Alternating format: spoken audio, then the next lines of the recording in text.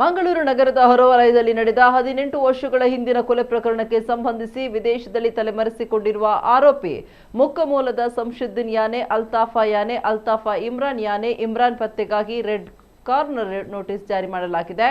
ಆರೋಪಿ ಸಂಶುದ್ದೀನ್ ಮತ್ತು ಸಹಚರರು 2008ರ ನವೆಂಬರ್ 9ರಂದು ರಾತ್ರಿ ಮೂಲ್ಕಿಯ ಪಾವಂಜೆ ಸೇತುವೆ ಬಳಿ ಪ್ರವೀಣ್ ಎಂಬುವರನ್ನು ಅಪಹರಿಸಿ ಮಾರಕಾಯುಧ ತೋರಿಸಿ ಬೆದರಿಕೆ ಹಾಕಿ ಅವರ ವಾಹನ ಮತ್ತು ಬೆಲೆ ಬಾಳುವ ವಸ್ತುಗಳನ್ನು ದೋಚಿ ಬಳಿಕ ಕಲವಾರು ಬಳಿಯ ಕಲ್ಲು ಗಣಿಗಾರಿಕೆ ಕ್ವಾರಿಗೆ ಕರೆದೊಯ್ದು ಅಲ್ಲಿ ನೀರಿನಲ್ಲಿ ಮುಳುಗಿಸಿ ಕೊಲೆ ಮಾಡಿದ್ರು.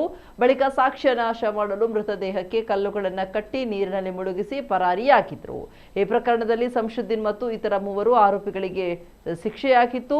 ಶಿಕ್ಷೆಯಿಂದ ತಪ್ಪಿಸಿಕೊಳ್ಳುವ ಪ್ರಯತ್ನವಾಗಿ ಆರೋಪಿ ಸಂಶುದ್ದೀನ್ ನ್ಯಾಯಾಲಯದ ವಿಚಾರಣೆಗೂ ಹಾಜರಾಗದೆ ಶೇಖ್ ಮೊಹಮ್ಮದ್ ಸಾದಿಕ್ ಎಂಬ ಹೆಸರಿನಲ್ಲಿ ನಕಲಿ ದಾಖಲೆ ಪತ್ರಗಳನ್ನು ಸೃಷ್ಟಿಸಿ ನಕಲಿ ಪಾಸ್ಪೋರ್ಟ್ ಪಡೆದು ವಿದೇಶಕ್ಕೆ ಹಾರಿ ಮರೆಸಿಕೊಂಡಿದ್ರು.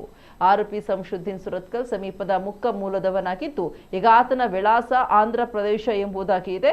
ಇದೀಗ ಆತನ ಪತ್ತೆಗಾಗಿ ರೆಡ್ ಕಾರ್ನರ್ ನೋಟಿಸ್ ಜಾರಿಯಾಗಿದೆ.